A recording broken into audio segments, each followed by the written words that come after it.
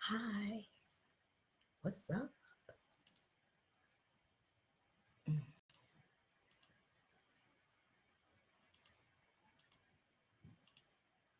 I'm just inviting some folks.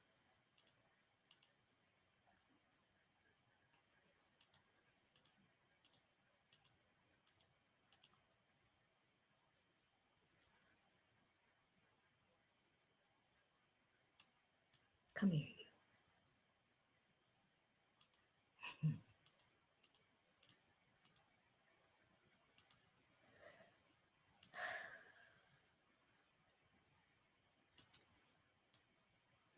Computer's kind of slow right now. I guess there's a lot of folks on the internet.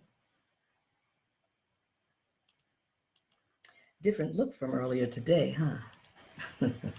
How you like me now? I couldn't take it. I was like, cut that mess off. It was coming in all funky. Take it off. Hey, Angie Primus. Yay! So good to see you. Did I print that thing out? Oh, dear. I don't think I did. Just make a quick detour. Print. No, that's not working. We're going to print. Come on. Seriously. You really want to do that to me? Thank you. Print.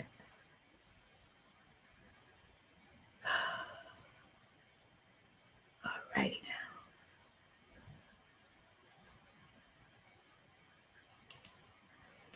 Who else is here? Nelson. I'm not messing up that pretty last name, so bear with me.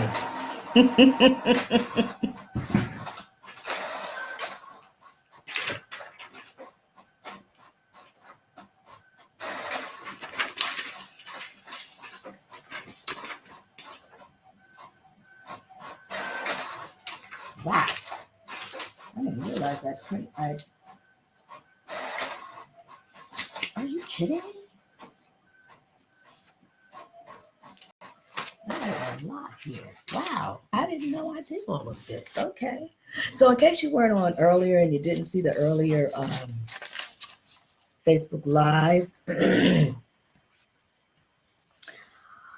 I was talking about some things that, some subject matter that I spoke about on a podcast this morning. Someone invited me to be interviewed on their podcast. It was really cool. Healing feelings. And I said, well, there's a lot that I really didn't give in that one, but what I gave was, I hope for you, it was for me, powerful, what I shared in the last live. So I think one of the biggest concepts here is about letting go. And I'm just going to share a few things real quick because I happened to sit down and look at something and said, oh, wow. What was I looking at when I saw that? And let's see if we get anybody else coming on. So, I read a scripture some time ago. I'm to be honest, I don't remember text in terms of where and what book and so forth. I just know the lessons that I get from what I read, and that's what's most important to me.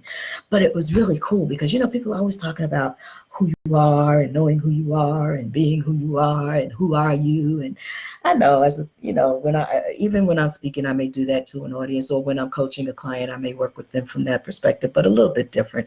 I'm the grit factor coach, and it's all about growing that grit, living grounded, resilient, intentional, and tenacious. Why? So you can be more successful in your business, more successful in your job, more successful in your relationships and with your family.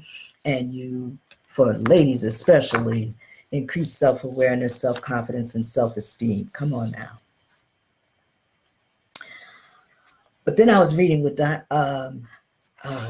someone else was talking about in terms of who you are. And Dr. Brian Allman says the unconscious mind is who you really are. Now, who is this one saying? Dolores, hey. What I learned in the scripture was, who am I? Because I tell people all of the time to stop saying, this is who I am. I'm a mom, I'm a this, I'm a that. I'm like, this is what you chose to do. Who you are is who you were born to be. Who you are as a child of God. Yes. But it was interesting to see what Dr. Brian Allman had to say about this. This is part of a brain retraining program I was in, and still I'm going to go back to because I never finished. So I have it all. I'm going to hopefully get that done. This, I believe, truly behind some of the things that I see have been happening and the serendipity of many things that are going on, that this is telling me it's time to finish that program this year, 2020, new decade. Brian Allman says the unconscious mind is who you really are. Your self-respect, your self-image, your self-worth. Your self-worth, unconscious. Did you know that? But when I'm asked, who am I just tell you real quick, I'm a child of God. All else is who I have worked towards being. And then I had to shed a lot of stuff so I could get really good at understanding what he has in store for me and what I am to do. And that's a job. That takes time. And it is really work. You better work. Work it out. Do your thing. Okay, shut up. So something that I was looking at on here, and I said, oh my God. Did you know that once we accept and let go, we can focus on those things we want to achieve? Did you know that our biggest mistake is that we underestimate ourselves? Oh, does anybody feel that? Can anybody resonate with that? Our biggest mistake is we underestimate ourselves. We don't see ourselves fully as we really are. Oftentimes I'll put it this way. I've been very fortunate to have people to let me know who they see, what they're receiving from me. And that's a blessing. So I treasure that, and I don't take it lightly, because it is rather difficult to see yourself when you're always looking outward, and if you're always giving and pushing out, giving, and you have to take that time to go really think about it. When I really get it is sometimes when I'm watching one of my videos, or especially those that I take of myself when I'm speaking on platform, and I'm looking at it, I'm watching, I'm like, who is this person? That's not me, but it is. And then I hear some of the things that are saying. Now I know because of who I am and the prayer that I do before I go out to speak anywhere in any room. I'm just the messenger. I'm the conduit. And sometimes some things come through that I'm like, whoa, no, you didn't. Go ahead, sir. Take my hat off to you. That was good, because it wasn't me. But watching those, and sometimes just listening to some of the audios that I've done, I'm just like, who is this person? And I have to sometimes pat myself on the back. I'm like, oh, that was really good. Oh, yeah, that was me. But how many times do you pat yourself on the back? How often do you do that? How often do you celebrate yourself? It's okay. It's a good thing. Did you know excusitis is what this is called? Anybody know excusitis? Anybody ever practice that?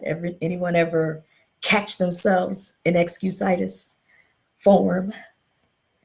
Did you know we give ourselves excuses to stay where we are, to hold on to our issues?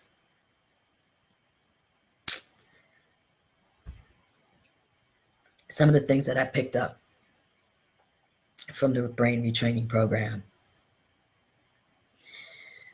from John Assaraf and the number of different doctors that are there in their specific fields as it pertains to the brain and to how we react and what we do and why we do what we do. Dr. Joan Rosenberg, she was one of my favorites. She says, learn to master your emotions because they control your life. Hey, Joseph Hickman. So why in the world would you want to just let it all hang out? Just, whatever. This is who I am. No, you're not. I said, no, stop. Why not master one's emotions? Now, those are different from your feelings. I'll just share that with you.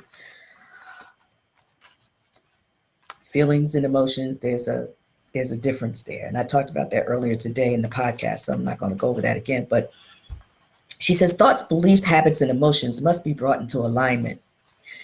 Emotion, a moment-to-moment experience, many turn it into a fixed state. Feelings get attached to memories or the neural network, and the combination is what holds people back. Do I need to repeat that? Did I go too quickly? Because this is something that, should, if you're with me on this, you want to take this in. You want to be able to go look in that mirror and just really have a conversation with yourself about this. I'll say it again. Learn to master your emotions because they control your life. Thoughts, beliefs, and habits and emotions must be brought into alignment. Emotion, and I have several different things that came up on this when I looked at emotion, because I've been looking at this and studying it on this, the difference between emotion and feelings, and where does one end, the other begin, or is there such a thing? Hey, Latanya Jr. Oh, thank you, Latanya. So you don't know how I appreciate that coming from you, because you are somebody I really hold in high regard and respect. Emotion is a moment-to-moment experience, and many turn it into a fixed state. God, you got to get tired of that. While feelings get attached to memories or the neural network, because it's going back to something you witnessed or you felt way back in the past, and you're bringing that back forward again. You're bringing it forward again. And the combination is what holds us back. We tend to look at them as negative or bad. And Dr. Rosenberg says feelings exist to help us protect, connect, or create. Let me say that again. Feelings exist to help us protect, connect, or create. They're not necessarily negative. You have unpleasant feelings, but not negative or bad. Ooh, ooh, ooh. Feelings are tied to bodily sensations. We come to know our feelings through sensations based upon our unpleasant memories. I also read in here, and I'm not sure if it was Dr. Rosenberg, but it was one of the other doctors, one of the two of them, that said, oh no, this is a good one. I'll give it to you. Dr. Rosenberg said, feelings only last for 90 seconds. So if you're in the midst of it, know that it's only meant to last. It's only going to last 90 seconds. Here's where I see the challenge. As was said before, people want to hold on to that stuff. I don't know. Why would you want to hold on to something that's hurtful if that feeling is making you have some really bad energy and feel a hurt or pain of some sort? Why would you hold on to that? Now, I was that person that would just quickly dismiss. And I was talking about this morning on the podcast. I'm like, I'll quickly dismiss the feeling because I know this is just a lie. This is not reality. It's not real. It's just that it's something that just happened. And this is the residual, the feeling. Something just happened. That's where those feelings come in. And the residual is you're having this certain feeling. So I would just I don't have time for you, got to go. But I've since learned that, take out a moment to just at least recognize. So here's the thing. I've recognized that I'm feeling what? Name it. Because of what just happened. But I also know I know differently. And so it's not really necessary for me to deal with this or to hold on to this. There's no reason in the world for me to hold on to this. I have too much to do. I have so much more to give and so much more to do and to go and to, who wants to waste time on the feelings that may make you feel, not, if we take this by Dr. Rosenberg, negative or bad, but perhaps unpleasant feelings or sad feelings, just as a holdback. I really don't have time for it. So I have learned to acknowledge it. I've learned to call it what it is. And I've learned to say, you know what, I don't have time for you. Get here, ego. That's right, because ego is all up in the way of the feelings, okay? Ego is that thing that's right behind those feelings. And ego, what I also learned, which is so cool, is edging God out. So I really don't have time for this. This is another thing. Did you know? And I'm sharing this with you so you can think about it for yourself and see whether or not you even fit into this category or not. And if at some point in time we all do. Let's just be honest. And what are we going to do about it? And it takes grit to face up to this stuff. It takes being so grounded and resilient and intentional and tenacious that you know that you need to clean out the closet in the feelings and in the mind so that you can move ahead more quickly, because we are holding ourselves back. Thank you, LaTanya. So did you know that people don't go after commitment because of how it makes them feel? It may make you feel uncomfortable. Did you know that? Did you know that difficulty tolerating the feelings that will happen if you don't achieve what you set out to do results in disappointment avoidance? And people will specifically not do things just to not be disappointed because of how it may make them feel. I get it. Ooh, you don't know. Yes, I understand. But the analytical part of me is like, okay, let's take stock of what went down. Let's see how we could have changed this. Let's see what we can do. We're not going to avoid this. We're going to do this again. We may have to take a time out because after we go in and do the assessment and break it down and see what could have been done differently and how we can do it differently. Now we're setting ourselves up with a new plan for the next time that we go out to do this. We're not going to do the same thing over and over and over again and expect a different result. What's the change that needs to be made? Sometimes it's just something small. Sometimes it may take more. Sometimes it means we have to grow in a certain space. Okay, LaTanya, I can download and strip the audio. Amen. You and I need to talk about this. And note, I'm giving credit to the people that I've received this information from. This is just a tiny, small smidgen of it. But I talked about some things this morning on the podcast, and it was really fun. I had such a great time with that, with the young lady that was interviewing me. As soon as she said she'll be posting it in the morning, so I'll definitely put it out to you. The link to it. It was on a thing called Anchor. You download it right to your phone. So it was all done on the phone. It was very different. Strictly audio. I believe they may have audio video, but she does just the audio. I think that was enough. So are you someone who gets stuck in disappointment avoidance? Are you someone that's avoiding doing certain things? I gave this example this morning.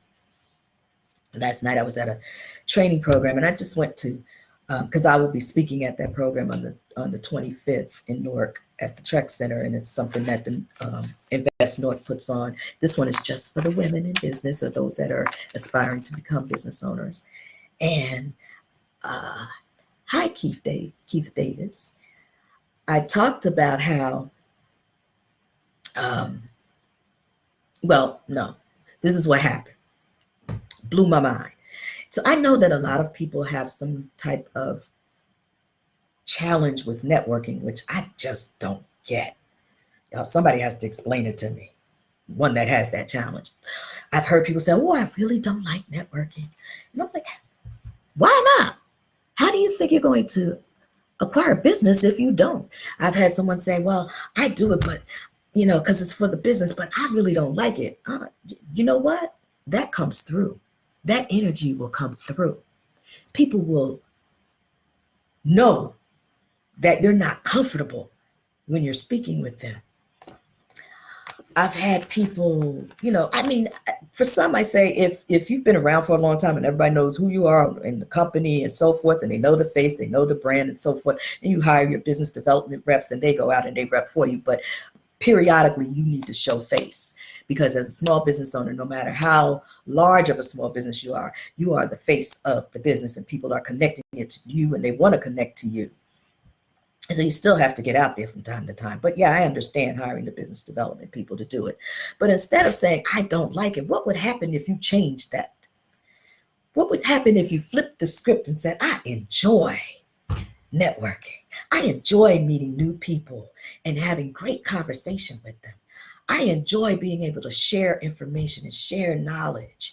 It's not just for what you're going to get from it, but what you're going to bring to it. That's when I wrote that book, Dating Your Business Partner, Practical Strategies for Successful Business Matchmaker Meetings. And yes, matchmaker meetings are hyper networking events where you're really speaking to someone that's dealing with the procurement, with the putting out of the contracts, with the selling, the buying of your goods and services, rather. And so some of the same things that I talk about from a holistic standpoint, you must still practice there as you do in the regular networking scene. And so I tell people, read this because you're going to learn. And you just keep reading it until you do the things that you're reading, and you find that eventually it becomes a natural thing. What is networking? But I'm like, for heaven's sakes, you're just talking to other people. How can you not want to do that? Oh, well, but there's some that do. So anyway, I was at this meeting, at this training last night for a little while, just to see who was coming and to get a feel for what that room would be like when I come on the 25th, because I'm going to do something. I'm going to rock them. I'm going to mess with them. And somebody who did this is going to be the reason why I decided to add this piece, this networking piece, to the Grit Growth. Your Grit is Your Gift presentation. Your Grit is Your Gift is the name of the book that I'm writing, and it's going to be really quick. It's going to be highly inspirational, not motivational, inspirational. I'm going to inspire you to take some actions, okay? Motivation being the outcome of that activity, making you go back and do it again and again and again, and making small, slight changes if you're not getting the result that you're looking for. So let's get ready. And that's coming out soon. So y'all pray for me, because I got to knock this out. But I am doing some pre-sales, so that'll be coming out in the next week. But here's what happened. And I was just like, I cannot believe this is happening. Young lady comes in, and I can see her looking towards the front of the table and looking for seating. And I said, hey, I'm not staying. You can have my seat. I had a space right up at the front of the room. See, I was taught. Well, I didn't have to be taught, because when you're petite like I am, you're going to get in the front of the room. I need to see to hear and hear to see. So I have to be in the front. But we were also taught, whenever in my last networking event program, and don't y'all call me about no networking programs, okay? I don't want to hear it. I will shut you down quick. Then you'll be mad at me. Like, I didn't know Dr. Burroughs was like that. But we were taught, when you come into an event, you get to the front of the room, because we're in the back of the room, that usually there's a lot of noise going on and you're distracted. And so we were like, all of the teams were taught that. We would like break our necks when we hit that door, when those doors open to get to the front of the room. At one point, it got kind of violent. It's like, hold up, wait a minute. You still need to love and honor and respect one another. So when this young lady came in, I said, you know what, you can have my seat. And here's what I got. Oh, no. I came with 2 or 3 other people. I'm here with 2 or 3 other people. And I was like, yes. All the more reason why you need to take my seat and let them find other seats. Oh, no. We're going to sit together. No.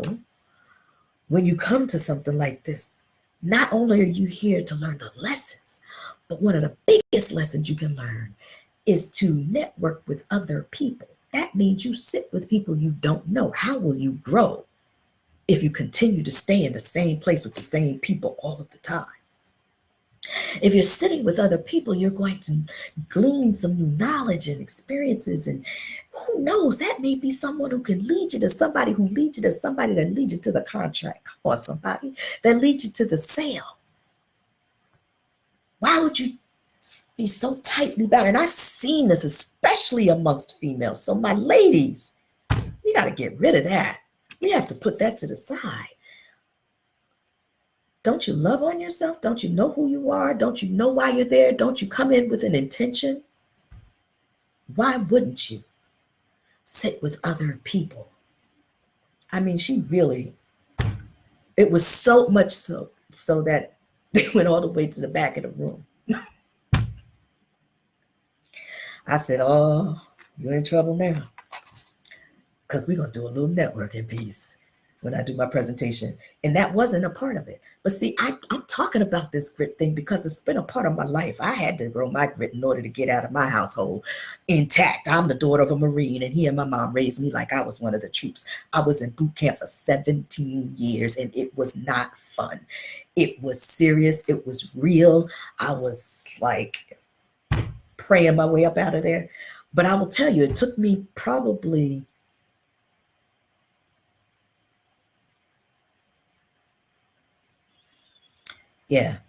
40 plus years before I could say, maybe a little more, before I could honestly say, I get it.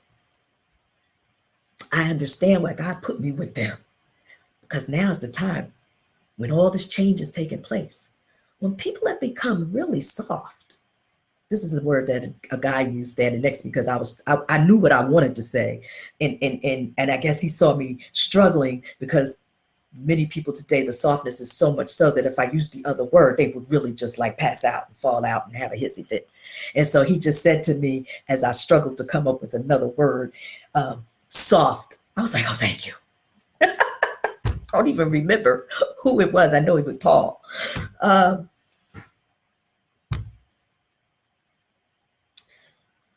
Grit is all about being grounded, resilient, intentional, and tenacious. But to do that, you must first learn I have 16 tenets to all of these things, a total of 16, 4 for each. And grounded is the foundation of it all. So if you're dancing around and unsure of yourself and uncertain of yourself, then I can understand why you want to hold on to something that's familiar or someone that's familiar to you. But as I was sharing with them earlier,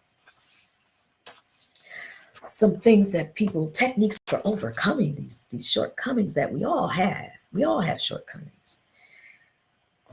Then you may want to practice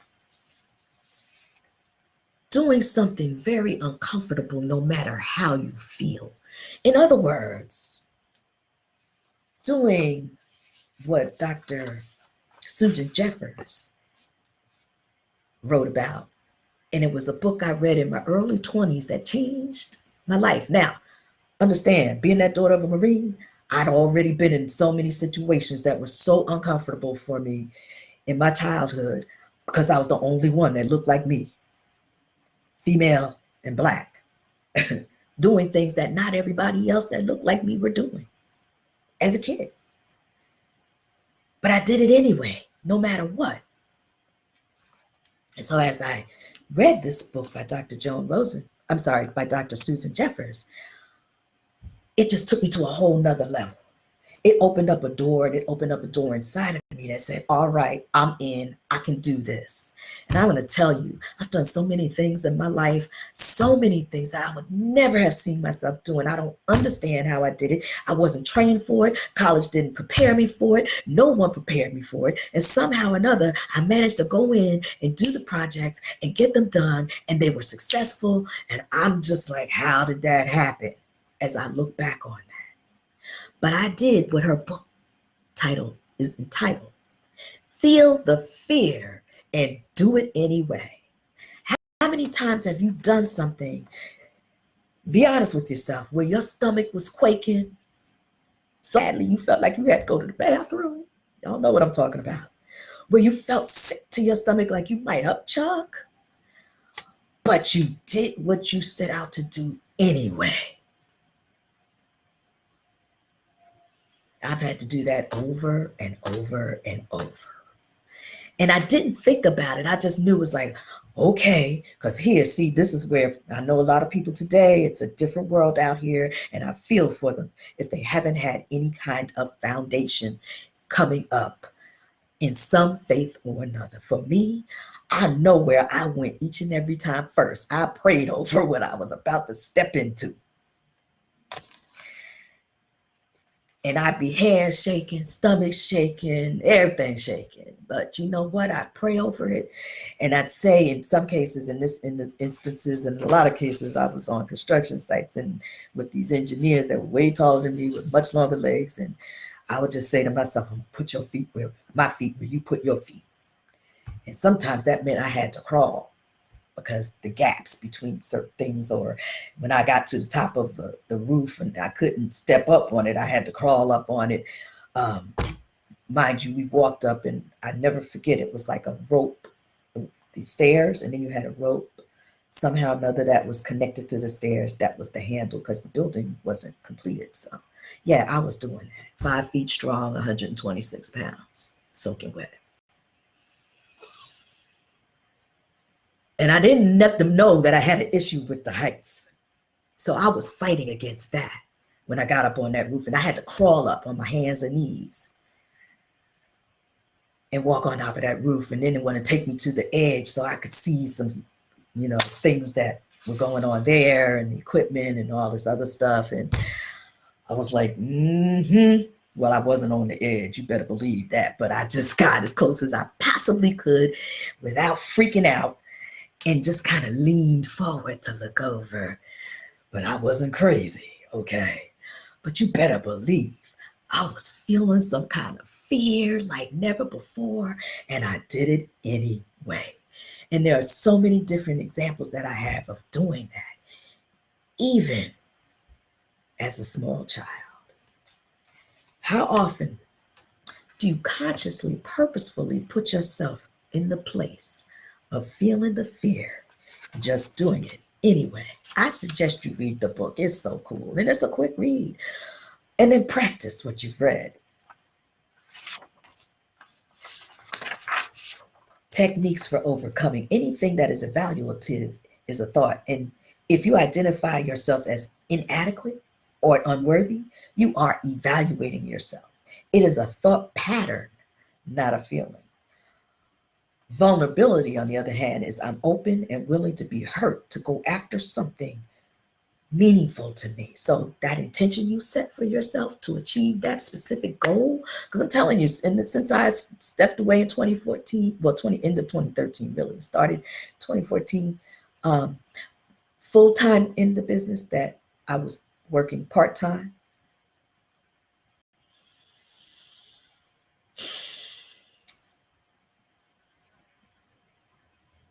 Been a lot of tumbling down, a whole lot. Still feel like I'm in that tumbling down. But the intention, I will not give that away.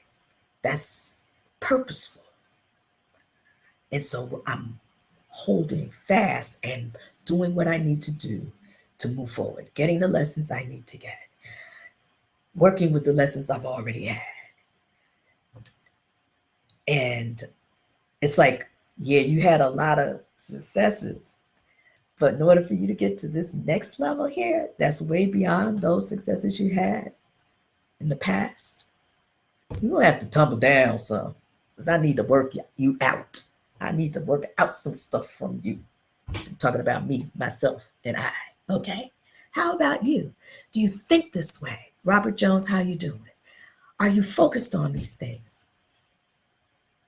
Do you ever take yourself through this process? And if not, I'm just saying the overcoming is going to take a whole lot of work. And it's not just revising your business plan and doing all of the technical things that one should do for their businesses, or on your job, the things that you're being coached to do and so forth. It's going to take you really discarding the gunk within, here and here, in our spirit, soul, in our mind, in the words, and in our soul. And it's within us, and we have to work it out. We gotta work Work it out. Used to do, what was that? Not the Zoom, but that other thing everybody used to do back in the day to that song. Do your thing. Anyway, get off the floor and work it out. Work out the gunk. It's like that old oil. You haven't been getting oil changes regularly. And when that stuff comes out and it's all thick and black and icky, it's the gunk. Work it out. Here's another way, a technique for overcoming. Go on and experience possible and unpleasant sensations and discomfort. You know, we tend to want to run from something that feels unpleasant. We can retrain our brains to feel a sensation and do it anyway. Do whatever was causing that sensation. Like I was driving this yesterday morning, and I might have told the story earlier. I know I did it this morning. And in the drive, for no reason, I don't know where it came from, all of a sudden started feeling this anxiety.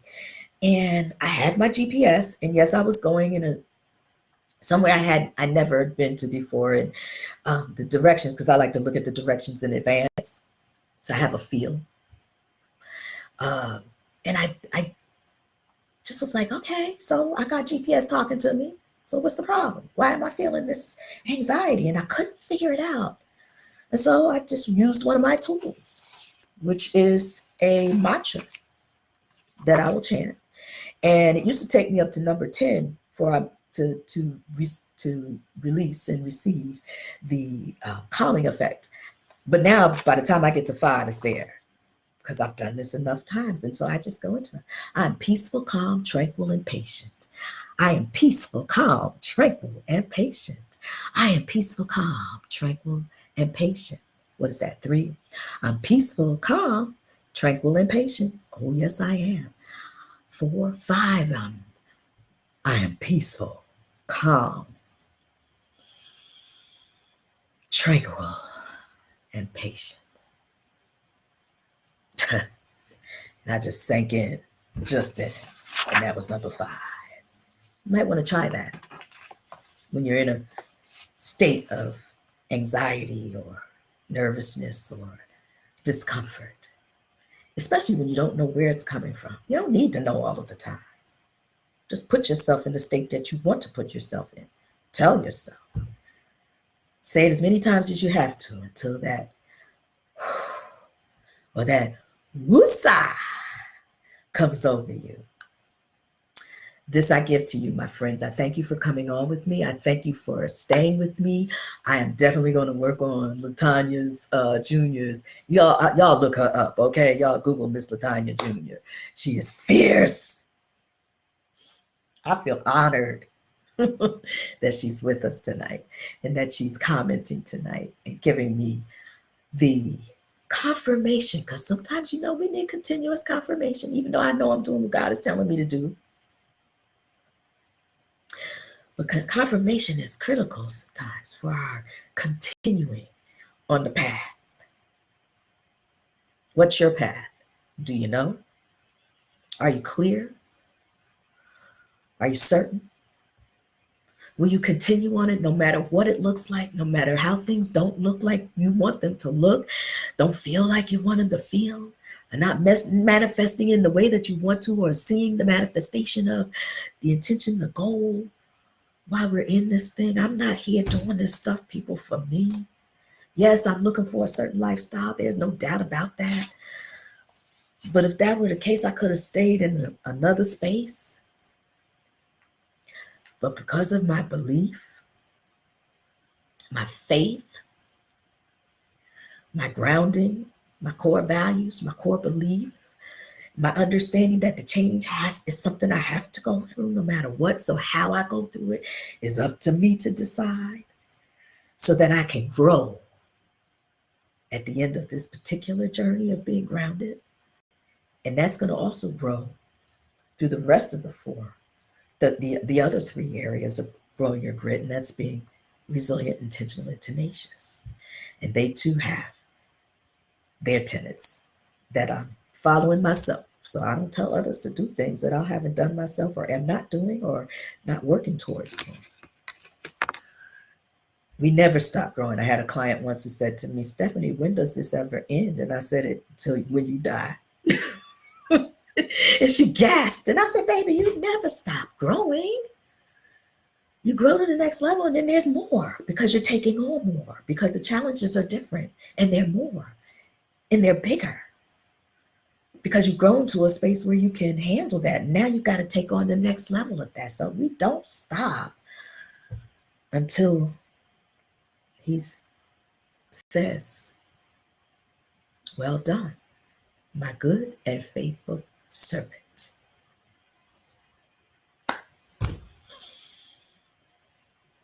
God bless each and every one of you.